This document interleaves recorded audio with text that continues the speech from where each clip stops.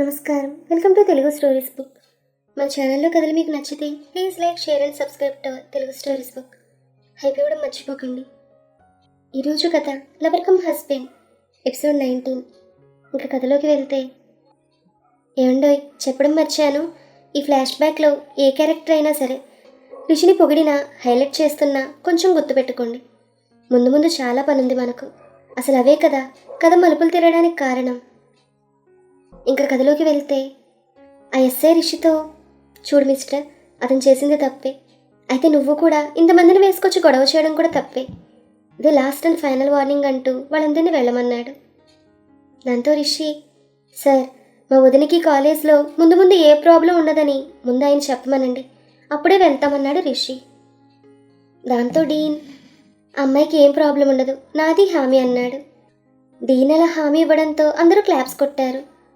రిషి వాళ్ళ college students అయితే రిషిని అమాంతం పైకి లేపి హే అంటూ అరుచుకుంటూ బయటకు తీసుకెళ్లారు. రిషి బయటకు వచ్చాక కృతితో, పద నిన్ను మీ అక్కను మీ ఇంట్లో దింపుతానని చెప్పి చాణక్య వాళ్లతో, రే మామ అభిని జాగ్రత్తగా వాళ్ళ ఇంట్లో దింపండి అన్నాడు. కృతి అభితో, రే ఇడియట్, ఎందుకురా ఒక్కడివే అలా వచ్చావు, నీకేమైనా అయ్యుంటే అసలు రిషినైనా తీసుకెళ్ళొద్దా నీకు తోడుగా అని అడిగింది కోపంగా కృతి. కృతి మాటలు విన్న సుప్రజ, అవునభి, ఇవాళ రిషి రాకపోతే అసలు వాడు నన్ను ఏం చేసేవాడో తలుచుకోవడానికి భయమేస్తోందంది. అభి రిషిని కౌగిలించుకుని, నిజంరా, బెస్ట్ ఫ్రెండ్ అంటే నువ్వే, నా కోసం నువ్వొక్కడవే ఎంతమందిని ఎదిరించావన్నాడు. ఆ మాటలకి రిషి, హే పర్లేదు, కానీ నువ్వు జాగ్రత్తగా ఇంటికి వెళ్ళు, ఒక 1 వీక్ రెస్ట్ తీసుకున్నప్పుడు రా కాలేజ్కి, నేను రేపు వచ్చి నేను కలుస్తాను, టేక్ కేర్ అంటూ చాణక్యతో జాగ్రత్తగా అభిని డ్రాప్ చేయమని చెప్పి కృతి వాళ్ళతో వాళ్ళ ఇంటికి వెళ్ళాడు రిషి. వాళ్ళిద్దరిని ఇంటి ముందు దింపి, నాకు కొంచెం పనుంది చూసుకుని వస్తానన్నాడు Rishi. Rishi, if you don't mind ఈ నైట్ మా ఇంట్లో ఉండవా మాకు తోడుగా అని అడిగింది సుప్రజ. చూద్దాం, నేను ఏ విషయం ఫోన్ చేస్తానన్నాడు రిషి. సుప్రజ లోపలికి వెళ్ళింది. కృతి రిషికి బై చెప్పి లోపలికి వస్తుంటే చేయి పట్టుకుని ఆపి, ఏంటి చిన్ను ఇది, నీకోసం అంత పెద్ద ఫైట్ చేశాను, అందరూ నన్ను అంత ఎత్తున మోశారు, చివరికి మా వదిన కూడా నా కాళ్ళ మీద పడింది, నువ్వు మాత్రం ఏం చెప్పలేదు, ఒక ముద్దు లేదు, ఒక హగ్గు లేదు, కనీసం ఐ లవ్ యూ టూ అని కూడా చెప్పలేదన్నాడు రిషి. కృతి చెయ్యిలా హక్కుని, వదినాన్ని ఎందుకు రిషి అంతమంది ముందు చెప్పావు అని అడిగింది. రిషి నవ్వుతూ, ఓసి పొట్టి డార్లింగ్, వదినాని అన్నాను కానీ నా లవర్కి అక్కని ఏమైనా చెప్పానా అని కనుకొట్టాడు రిషి. అలా వచ్చావా, సరే ఇంకా దయచేయి, రేపు కాలేజీలో కలుద్దాం అంది కృతి. హే మా వదిన నన్ను తోడు రమ్మంది అన్నాడు భుజాలు ఎగరేస్తూ రిషి. దానికి ఇంకా నీ సంగతి తెలియక ఏదో మంచివాడు అనుకుని అలా చెప్పింది, దానికి నేను ఏదో ఒకటి చెప్తాను కానీ నువ్వు జాగ్రత్త, బై అంటూ లోపలికి వెళ్ళింది కృతి. రిషి నవ్వుకుంటూ వెళ్ళిపోయాడు. సుప్రజ ఇంటికి రాగానే వాళ్ళ నాన్నకు ఫోన్ చేసి విషయం చెప్పింది. కిషోర్ మొత్తం విని, మేము బయలుదేరుతాం, మీరు ఒక పని చేయండి, ఈ పూట మీ ముగ్గురు అభితో కలిసి వాళ్ళ బాబాయ్ వాళ్ళ ఇంటికి వెళ్ళండి అన్నాడు. ఆ మాటకి సుప్రజ, మధ్యలో అక్కడికి ఎందుకు డాడీ, మాకు తోడు రిషి ఉన్నాడంది. దాంతో కిషోర్ కోపంగా, వయసు వచ్చిన ఆడపిల్లలు మీరు, వాడేలా ఉంటాడు మీకు తోడు, ఇంకేం మాట్లాడకుండా చెప్పింది చేయండి అంటూ ఫోన్ పెట్టేశాడు. సుప్రజ వాళ్ళ అమ్మమ్మతో, మనల్ని డాడీ అవి వాళ్ళ బాబాయ్ ఇంటికి వెళ్ళమంటున్నాడు అంది. ఏం అవసరం లేదక్క, మనం ఇక్కడే ఉందామంది కృతి. దాంతో వాళ్ళ అమ్మమ్మ, అదేంటి కృతులు, అంటే రిషి వచ్చి ఇక్కడ ఉంటాడా ఇవాళ అని అడిగింది. అబ్బా తను రాడు కానీ మనమైతే ఎక్కడికి వెళ్ళక్కర్లేదంది కృతి. అది కాదే, నాన్న సీరియస్గా చెప్పారు మనల్ని అభి వాళ్ళ ఇంటికి వెళ్ళమని అని సుప్రజ అనగానే, ఇందాక చూశాంగా, నిన్ను కాపాడింది ఎవరో వాళ్ళే మనల్ని కనిపెట్టుకుని ఉంటాడంది స్థిరంగా కృతి. అదేలా, తను రాడంటావు కనిపెట్టుకుని ఉంటాడంటావు అని అడిగింది సుప్రజ. అదంతా నేను చూసుకుంటాను కానీ నువ్వు వెళ్ళి రిలాక్స్ అవ్వు అంది కృతి. అయితే డాడీకి నువ్వే చెప్పు అంది సుప్రజ. కృతి వాళ్ళ నాన్నకు కాల్ చేసింది.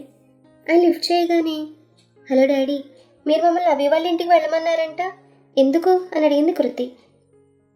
తెలిసి అడుగుతున్నావో తెలియక అడుగుతున్నావో కానీ మీ అక్క కాలేజ్లో ఆ డీన్ వాళ్ళ అబ్బాయిని కొట్టించింది, ఇంక వాడు ఊరుకుంటాడా, మీ గురించి తెలుసుకుంటాడు, మళ్ళీ వచ్చేమైనా గొడవ చేస్తే అందుకే వెళ్ళమన్నాను, అర్థమైందా అని అడిగాడు ఆయన. మరి రేపు రాడా, రేపు కాకపోయినా ఎల్లుండైనా వస్తాడుగా. అలా భయపడితే ఎన్ని రోజులు కూర్చోవాలి వాళ్ళ ఇంట్లో? పోనీ అభి వాళ్ళ ఇల్లు అయితే ఉండొచ్చు, అది వాళ్ళ బాబాయ్ వాళ్ళ ఇల్లు.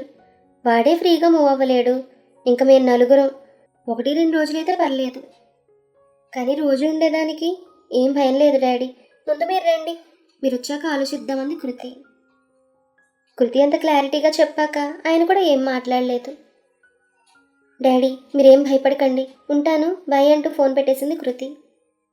ఫోన్ పెట్టేసి వెనక్కి చూస్తే మిత్ర అంతా వింటూ తన్నే చూస్తోంది. ఎంతసేపు అయిందే వచ్చి అని అడిగింది కృతి. నువ్వు అంకుల్ క్లాస్ తీసుకుంటున్నప్పుడు. అవును, ఏంటి ఇవాళ నీ హీరో ఫైట్స్ చేశాడంట అని అడిగింది మిత్ర. కృతి నవ్వుతూ, అవునే, నిజం చెప్పాలంటే నేను షాక్ అయ్యాను. వాడు అలా కొట్టేస్తాడని అస్సలు ఊహించలేదు. అదంతా నా కోసం. నాకు చాలా చాలా సంతోషం వేసింది. రియల్లీ హీఈస్ మై హీరో అంది కృతి. మరి అభి అని అడిగింది మిత్ర. అవునే, పాపం వాడు వెళ్ళాడు మా నాన్న చెప్పాడని, కానీ తను బాగా కొట్టారు. వాణ్ణి అలా చూసేసరికి నాకు ఏడుపు ఆగలేదంది కృతి. తెలుసు, రిషి కాల్ చేసి జరిగింది చెప్పాడు, కానీ ఇంకేంటి ఏమంటున్నారు అంకుల్ అని అడిగింది మిత్ర. కృతి జరిగిందంతా చెప్పింది.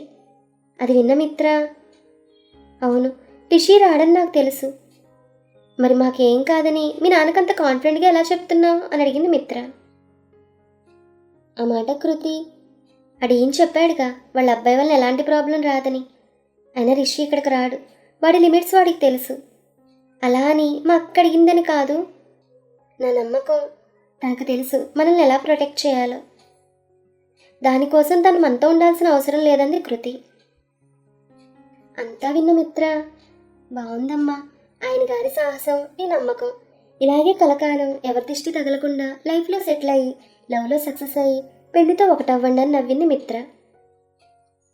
ఆ మాట కృతి నవ్వుతూ, నాతో అంటే అన్నావు కానీ వాడితో అనికి ఈ మాట ఇంకా తెగ అడ్వాంటేజ్ తీసుకుంటాడంది. అంటే ఏ రకంగా అని అడిగింది ఎంతో ఉత్సాహంగా మిత్ర. కృతి మిత్ర చెంపపైన తడుతూ, నువ్వు ఇంకా చిన్నపిల్లవంటూ వెళ్ళిపోయింది.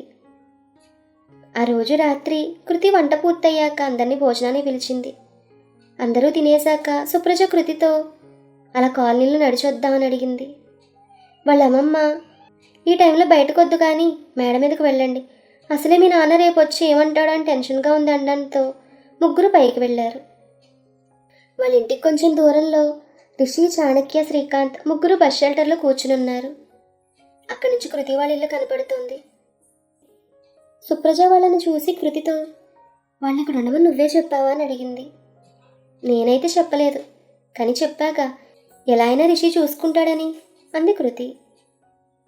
అవును, అడగడం మర్చిపోయాను, రిషి ఏంటి నన్ను వదిన అన్నాడు అని అడిగింది కృతి వైపు అనుమానంగా చూస్తూ సుప్రజ. దాంతో కృతి, ఆ చూపేంటే తను కనపడుతున్నాడుగా అడుగు అంది కృతి. కానీ సుప్రజ మనస్సులో నాకెక్కడో తేడా కొడుతుందనుకుంటూ కృతి చేతిలో మొబైల్ లేకపోవడం చూసి నేను వాటర్ తాగొస్తానంటూ కిందకు వెళ్ళింది. మిత్ర, కృతి ఏదో మాట్లాడుకుంటూ అక్కడే కూర్చున్నారు.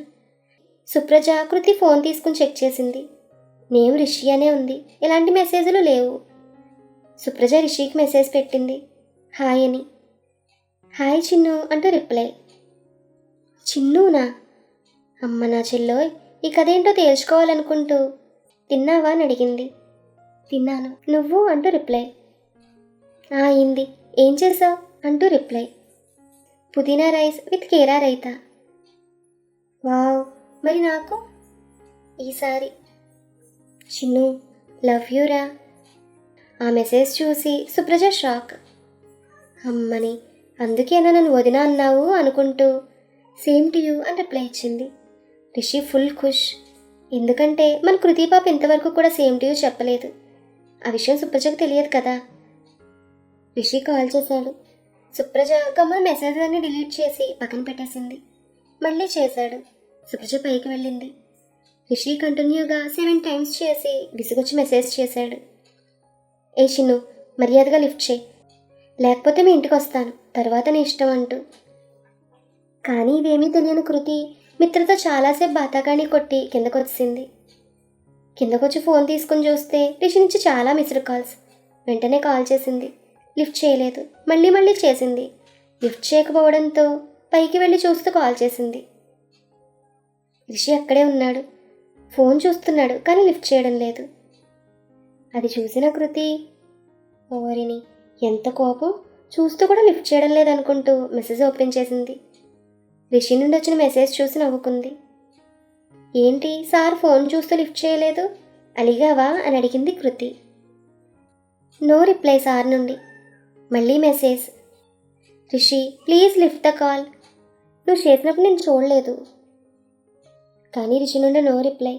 అలా ఎన్ని మెసేజ్లు ఇచ్చినా రిప్లై లేకపోవడంతో కృతి కూడా విసిగిపోయి ఫోన్ పక్కన పెట్టేసి పడుకుంది. రిషి వాళ్ళు మార్నింగ్ 6 వరకు అక్కడే ఉండి వెళ్ళిపోయారు. మార్నింగ్ లేవగానే సుప్రజ కృతిని చూసి లక్కీ ఫెలో అంది. కృతి బ్రష్ చేసుకుంటూ ఎందుకే అని అడిగింది. ఆ మాటకి సుప్రజ అబ్బా మరీ అంత వద్దే అంటూ వెళ్ళిపోయింది. ఆ మాట కృతి ఏమైంది దీనికి అనుకుంది. ఆ రోజు కిషోర్ శ్రావణి ఇద్దరు వచ్చారు. కిషోర్ రావడమే చాలా కోపంగా వచ్చాడు. నేను అభిని పంపినప్పుడు వాడిని కొట్టారన్నా సరే, మరి తిరిగి నాకు ఎందుకు కాల్ చేయలేదు అని సుప్రజను అడిగాడు కిషోర్. ఆ టైంలో నాకు చాలా భయం వేసింది డాడీ, అందుకే చెల్లికి కాల్ చేశానంది సుప్రజ. ఆ మాట కృతి వైపు చూసి అప్పుడు నువ్వైనా నాకు చెప్పాలి కానీ వాడిని ఎందుకు తీసుకెళ్ళావు అని అడిగాడు కిషోర్. దాంతో సుప్రజ అందుకుని daddy this is too much, అసలు రిషి ఉండడం వల్లనే నేను అభి సేఫ్గా వచ్చాం, అది అర్థం చేసుకోకుండా రిషిని ఎందుకు తీసుకెళ్ళావు అంటారేంటి అంది సుప్రజ.